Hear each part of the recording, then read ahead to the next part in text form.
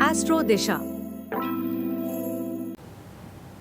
অনেকেই আছেন যাদের কাছে জন্মের কোনো ডিটেলস নেই, অর্থাৎ আমার জন্মর নির্দিষ্ট কোনো সময় আমার কাছে জানা নেই। আবার কারো কাছে সময়টা হয়তো একটা আবছাভাবে জানা আছে, মানে এই 10টা থেকে 11টার মধ্যে, বা এই সকালবেলা বা দুপুরবেলা বা বিকেলবেলা ইত্যাদি, এইভাবে। আবার কেউ কেউ জানেন যে আমি ওই এত তারিখ জন্মেছি এইটুকু জানি, সময় টময় আমি কিছু জানি না। এই ক্ষেত্রে জ্যোতিষের ক্ষেত্রে মানে যখনই আপনি আপনার ভাগ্য ক্যালকুলেশনের জন্য চাইবেন যে আমার ভাগ্য কেমন, এই ক্ষেত্রে কিন্তু সম্ভব হয় না। কারণ কি, প্রত্যেকটা সেকেন্ড হলো ভ্যালুয়েবল। এমনকি যারা জানেন, সাপোজ ধরুন আপনি জানেন যে 10টা 5-এ আপনি জন্মেছেন, সকাল 10টা 5। এবার এই 10টা 5, 5 না এক্স্যাক্টলি 8 বা 5 নাকি আর একটু নিচের দিকে, অর্থাৎ 3 হবে বা 2 হবে বা 4 হবে, এখানেও কারেকশন করতে হয়। কারেকশন এই কারণে করতে হয়, কারণ কি, কৃষ্ণমূর্তির সিস্টেম অনুসারে কাশপাল সাবলট সব কিছু বলে। তো কাশপাল সাবলটকে ঠিক পজিশনে আনতে গেলে তার কিছু রুলিংস আছে, যেখানে সেটাকে কারেকশন করতে হয়। কারেকশন করার পরে তারপর গিয়ে প্রেডিকশন হয়। তাহলে যদি 2-3 মিনিটও হয়, সেখানেও কারেকশনের দরকার হয়ে পড়ে।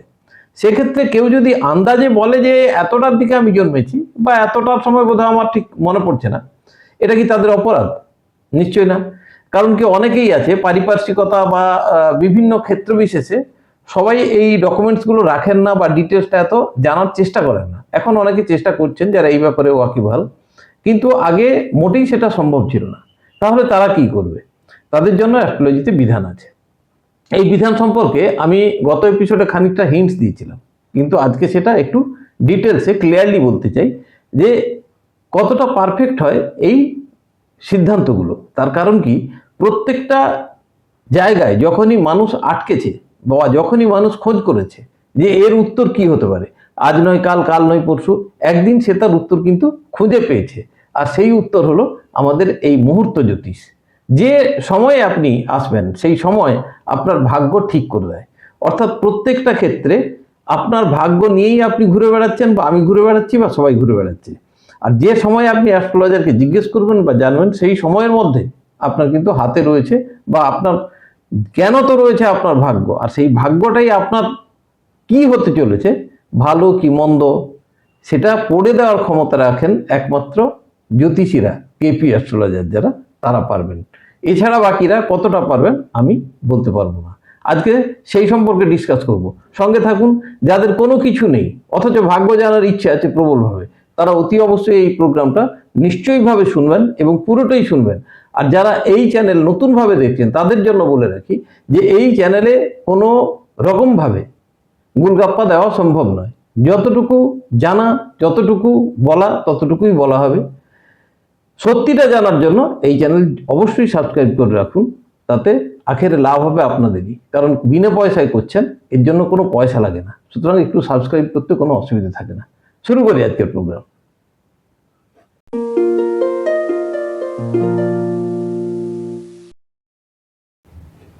নমস্কার, আমি বিশ্বজিৎ, আর আপনারা দেখছেন অ্যাস্ট্রো দিশা।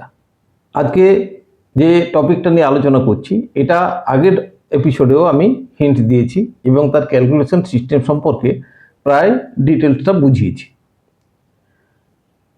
আজকে তার ফলাফল সম্পর্কে কিছু আভাস দেব, যাতে আপনাদের বুঝতে আরও সুবিধা হয়, জানতে আরও আগ্রহ জন্মায়। তো প্রথমেই বলি যে আপনার কাছে কিছু নেই। আপনি যখনই কারো কাছে যাচ্ছেন, বলছে আমি পামিস্ট, পাম দেখে আপনার বলে দেবো, বা কেউ অন্য কিছু, অর্থাৎ ফেস রিডিং করছে, কেউ বিভিন্ন রকম ওই ভুল টাইম একটা দিলেন, এই মনে হয় জানুয়ারি মাসের 15 তারিখ নাগাদ জন্মেছিল, 1970, এটা কনফার্ম। তো ওইভাবে ধরে নেওয়া হয়। আবার কেউ কেউ দেখবেন প্রেডিকশনের অনেক ধারা আছে, আমরাও মাঝে মধ্যে সেটাকে এদিক ওদিক বলার চেষ্টা করি, বাট ওটা সঠিক নয়। তার কারণ হচ্ছে কি, দেখুন বুধবার জন্ম, টোটাল জনসংখ্যাকে 7 ভাগে ভাগ করুন, তার মধ্যে 1 ভাগ বুধবারে, 1 ভাগ বৃহস্পতিবারে, 1 ভাগ শুক্রবারে জন্মেছে। এবারে বুধবার আপনি চাকরি পাবেন কি পাবেন না, বুধবার বা জানুয়ারি মাসে জন্মেছেন, বা আপনার মূলাঙ্ক কি, বা আপনার জ্যোতিষাঙ্ক কি, এইসব দেখে কি সেটা বলা সম্ভব? সম্ভব নয়। তার জন্য দরকার হয় কি, পারফেক্ট টাইমিং। পারফেক্ট টাইমিং বলতে কি বার্থ টাইমিং। বার্থ টাইমিং যদি আপনার না থাকে তখন কি করবেন, এইটাই হলো আজকের মেন আলোচনার বিষয়। ধরুন আপনার কিছু নেই, আপনি অ্যাস্ট্রোলজারকে ফোন করবেন, অ্যাস্ট্রোলজার আপনাকে গাইড করবে, আমাকে ফোন করবেন। আপনাকে একটা নাম্বার বলতে হবে, কত থেকে? 1 থেকে 249-এর মধ্যে। 1 থেকে 249-এর মধ্যে একটি নাম্বার আপনি বলবেন, আর সেই নাম্বারেই থাকবে আপনার উত্তর। ক্যালকুলেশনটা করব আমি, তাতে আপনার হ্যাঁ না সব কিছু লুকিয়ে থাকবে। অর্থাৎ সাপোজ ধরুন বিভিন্ন সময় প্রশ্ন আসে না, যে আমি এই ইন্টারভিউটা দিচ্ছি, এটাতে কি চাকরি পাবো? আপনার জন্মের সময় নেই, কিছু জানা নেই, এর উত্তর কিন্তু হাতও দিতে পারবে না, পাও দিতে পারবে না। এর উত্তর এই মুহূর্ত জ্যোতিষ আপনার মন দিতে পারবে, আপনার ভাগ্য দিতে পারবে। আপনি যদি একবার জানতে চান যে আমি এইটার রেজাল্ট কি পাবো, ইয়েস অর নো, হয়ে যাবে, হ্যাঁ কি না।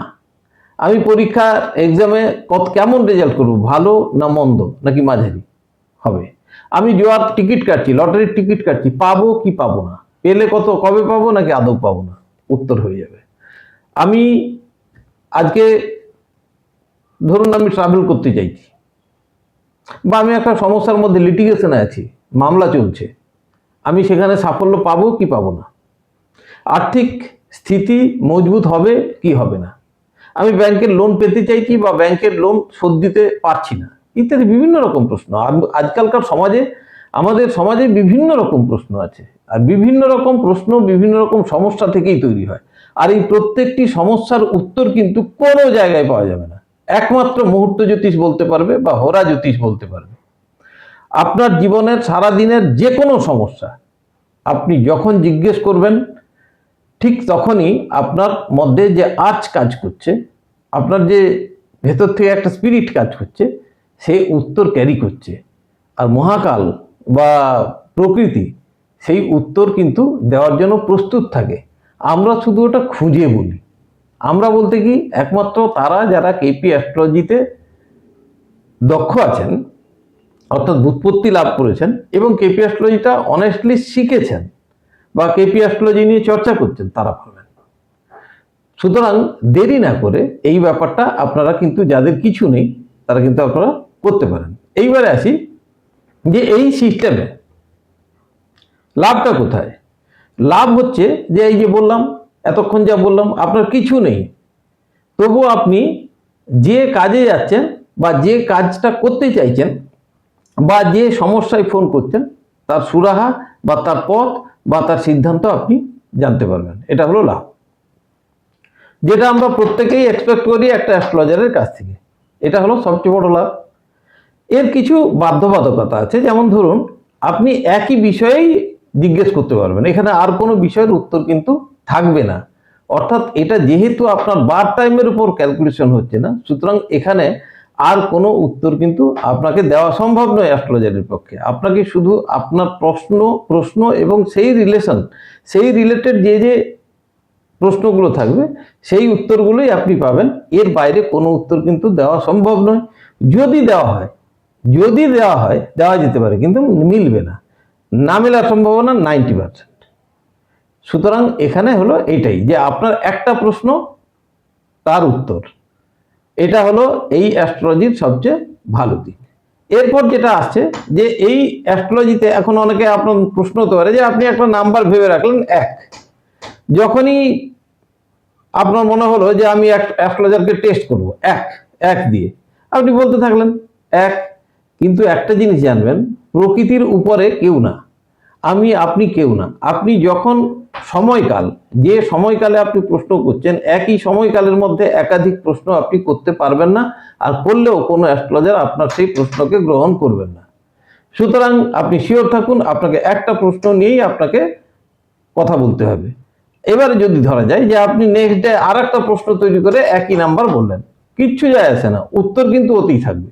কারণ কি, একদিনের মধ্যে নক্ষত্রগতভাবে বা লগ্নগতভাবে স্থান পরিবর্তিত হয়েছে, সময় পরিবর্তিত হয়েছে, সমস্ত কিছু পরিবর্তিত হয়েছে। তারপরও একটা জিনিস থেকে যায়, যে আপনি বললেন, সেই সময় যদি অ্যাস্ট্রোলজার দেখে ফেলে, তাহলে একটা জিনিস। আবার অনেক সময় হয় কি, অ্যাস্ট্রোলজার সে টাইম করে তার মতো সময় দেখে, এবং সেটাই হলো সময়।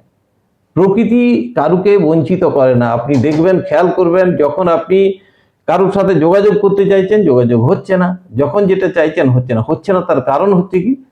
পারমিট করছে না। প্রকৃতি আপনাকে সেই কানেকশনে পারমিট করছে না।